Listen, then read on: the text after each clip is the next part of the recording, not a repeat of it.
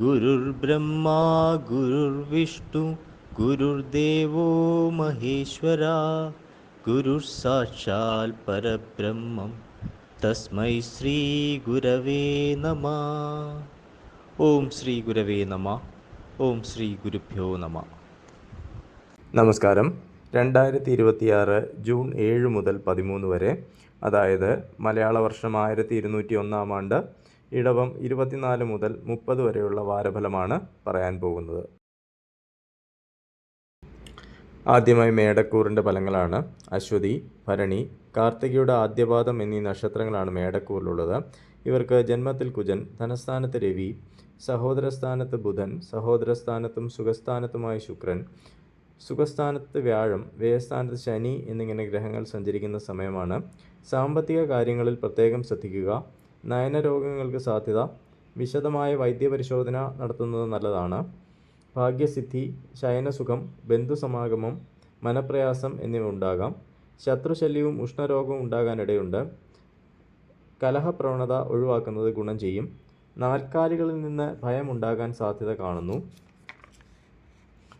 സന്താനങ്ങൾക്കും ബന്ധുക്കൾക്കും അഭിവൃദ്ധി ഉണ്ടാകാം. കുടുംബാംഗങ്ങൾക്ക് അരിഷ്ടതകൾക്ക് സാധ്യത.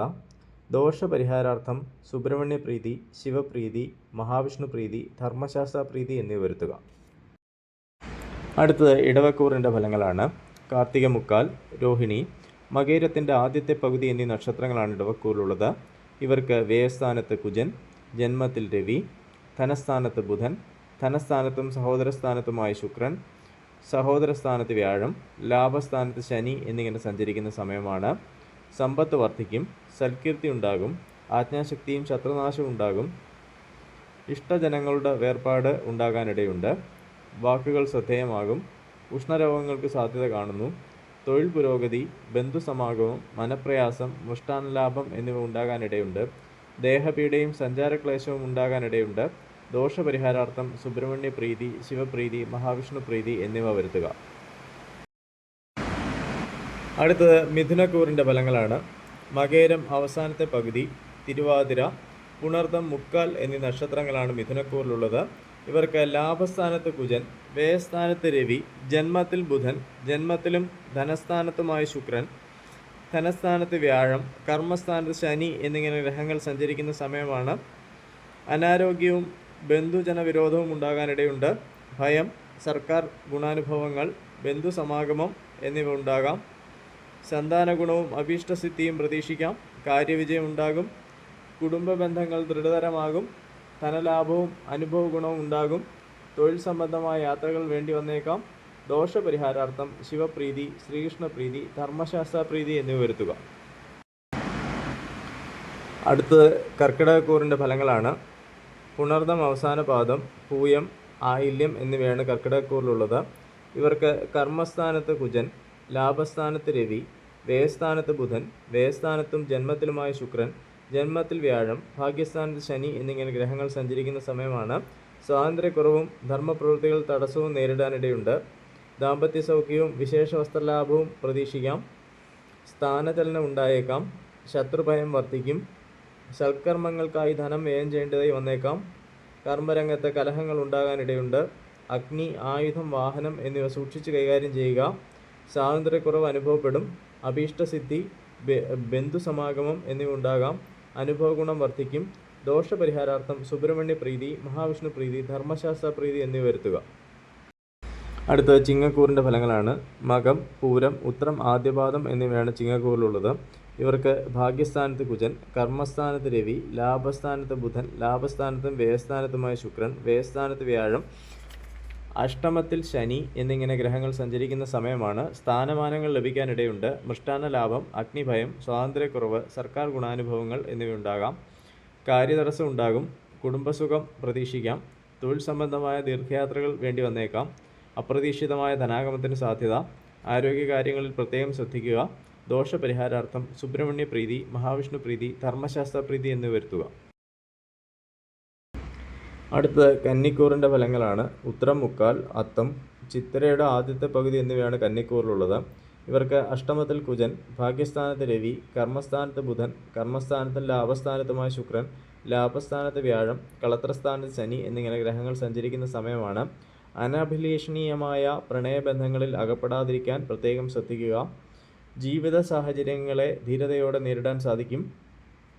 സന്താന ഗുണം ഉണ്ടാകും. സ്ഥാനപ്രാപ്തിക്ക് സാധ്യത. ശത്രുനാശവും കളത്രസുഖവും ഉണ്ടാകും. പലതരം തടസ്സങ്ങളും വ്രണാദി രോഗങ്ങളും ഉണ്ടാകാനിടയുണ്ട്. രോഗശമനം, മൃഷ്ടാന്ന ലാഭം, ശത്രുഭയം, സ്വാതന്ത്ര്യക്കുറവ് എന്നിവ അനുഭവപ്പെടാം. മനോദുഃഖങ്ങൾ ഉണ്ടാകാനിടയുണ്ട്. ദോഷപരിഹാരാർത്ഥം സുബ്രഹ്മണ്യപ്രീതി, ശിവപ്രീതി, ധർമ്മശാസ്ത്രപ്രീതി എന്നിവ വരുത്തുക. അടുത്തത് തുലാക്കൂറിൻ്റെ ഫലങ്ങളാണ്. ചിത്തിര അവസാനത്തെ പകുതി, ചോതി, വിശാഖ, മുക്കാൽ എന്നീ നക്ഷത്രങ്ങളാണ് തുലാക്കൂറിലുള്ളത്. ഇവർക്ക് കളത്രസ്ഥാനത്ത് കുജൻ, അഷ്ടമത്തിൽ രവി, ഭാഗ്യസ്ഥാനത്ത് ബുധൻ, ഭാഗ്യസ്ഥാനത്തും കർമ്മസ്ഥാനത്തുമായ ശുക്രൻ, കർമ്മസ്ഥാനത്ത് വ്യാഴം, ശത്രുസ്ഥാനത്ത് ശനി എന്നിങ്ങനെ സഞ്ചരിക്കുന്ന സമയമാണ്. സർക്കാർ സംബന്ധമായ ദോഷാനുഭവങ്ങൾക്ക് സാധ്യത. സഞ്ചാര തടസ്സം, ശത്രുനാശം, മൃഷ്ടാന്ന ലാഭം, അഗ്നിഭയം എന്നിവ ഉണ്ടാകാം. ദാമ്പത്യ കലഹത്തിന് സാധ്യത കാണുന്നു. വാതരോഗങ്ങൾ അലട്ടാനിടയുണ്ട്. കർമ്മരംഗത്ത് സ്ത്രീകൾ നിമിത്തം കലഹങ്ങൾക്ക് സാധ്യത. ദോഷപരിഹാരാർത്ഥം സുബ്രഹ്മണ്യപ്രീതി, ശിവപ്രീതി, മഹാവിഷ്ണു പ്രീതി എന്നിവ വരുത്തുക. അടുത്തത് വൃശ്ചികക്കൂറിൻ്റെ ഫലങ്ങളാണ്. വിശാഖം അവസാന പാദം, അനിഴം, തൃക്കേട്ട എന്നീ നക്ഷത്രങ്ങളാണ് വൃശ്ചികക്കൂറിലുള്ളത്. ഇവർക്ക് ശത്രുസ്ഥാനത്ത് കുജൻ, കളത്രസ്ഥാനത്ത് രവി, അഷ്ടമത്തിൽ ബുധൻ, അഷ്ടമത്തിലും ഭാഗ്യസ്ഥാനത്തുമായ ശുക്രൻ, ഭാഗ്യസ്ഥാനത്ത് വ്യാഴം, പുത്രസ്ഥാനത്ത് ശനി എന്നിങ്ങനെ സഞ്ചരിക്കുന്ന സമയമാണ്. സാമ്പത്തിക കാര്യങ്ങളിൽ പ്രത്യേകം ശ്രദ്ധ പുലർത്തുക. ദാമ്പത്യ സൗഖ്യം ഉണ്ടാകും. ഭാഗ്യവർദ്ധനവ് അനുഭവപ്പെടും. കാര്യവിജയം, സന്തോഷം എന്നിവ ഉണ്ടാകാം. ശത്രുശല്യം കുറയും. പ്രായണ എല്ലാ കാര്യങ്ങളും അനുകൂലമാകും. ഭയം, സഞ്ചാര തടസ്സം, രോഗശമനം, മൃഷ്ടാന്ന ലാഭം എന്നിവയ്ക്ക് സാധ്യത കാണുന്നു. ദോഷപരിഹാരാർത്ഥം ശിവപ്രീതി, ധർമ്മശാസ്ത്രപ്രീതി, ദേവീപ്രീതി എന്നിവ വരുത്തുക. അടുത്തത് ധനുക്കൂറിൻ്റെ ഫലങ്ങളാണ്. മൂലം, പൂരാടം, ഉത്രാടം, ആദ്യപാദം എന്നിവയാണ് ധനുക്കൂറിലുള്ളത്. ഇവർക്ക് പുത്രസ്ഥാനത്ത് കുജൻ, ശത്രുസ്ഥാനത്ത് രവി, കളത്രസ്ഥാനത്ത് ബുധൻ, കളത്രസ്ഥാനത്തും അഷ്ടമത്തിലുമായ ശുക്രൻ, അഷ്ടമത്തിൽ വ്യാഴം, സുഖസ്ഥാനത്ത് ശനി എന്നിങ്ങനെ സഞ്ചരിക്കുന്ന സമയമാണ്.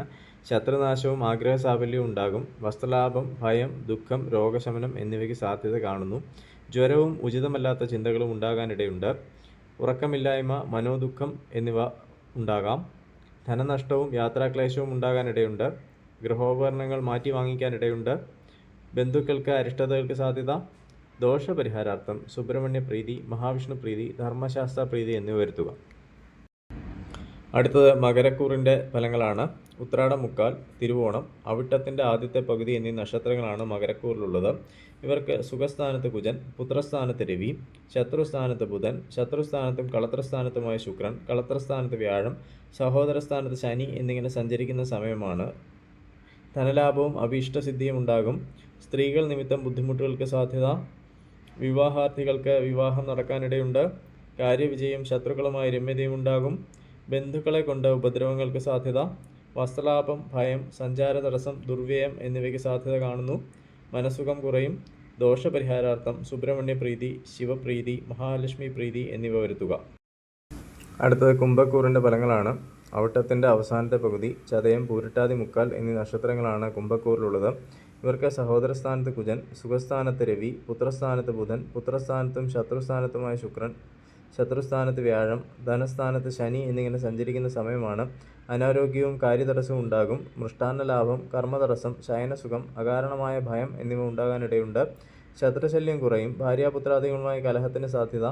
അനുഭവഗുണം കുറയും. ഒറ്റപ്പെടലും മനോവിഷമങ്ങളും ഉണ്ടാകാനിടയുണ്ട്. വിദ്യാതടസ്സവും നയനരോഗങ്ങളും ഉണ്ടാകാം. ദോഷപരിഹാരാർത്ഥം ശിവപ്രീതി, മഹാവിഷ്ണു പ്രീതി, ധർമ്മശാസ്ത്ര പ്രീതി എന്നിവ വരുത്തുക. അടുത്തത് മീനക്കൂറിൻ്റെ ഫലങ്ങളാണ്. പൂരിട്ടാതി അവസാന പാദം, ഉത്രട്ടാതി, രേവതി എന്നീ നക്ഷത്രങ്ങളാണ് മീനക്കൂറിലുള്ളത്. ഇവർക്ക് ധനസ്ഥാനത്ത് കുജൻ, സഹോദരസ്ഥാനത്ത് രവി, സുഖസ്ഥാനത്ത് ബുധൻ, സുഖസ്ഥാനത്തും പുത്രസ്ഥാനത്തുമായ ശുക്രൻ, പുത്രസ്ഥാനത്ത് വ്യാഴം, ജന്മസ്ഥാനത്ത് ശനി എന്നിങ്ങനെ ഗ്രഹങ്ങൾ സഞ്ചരിക്കുന്ന സമയമാണ്.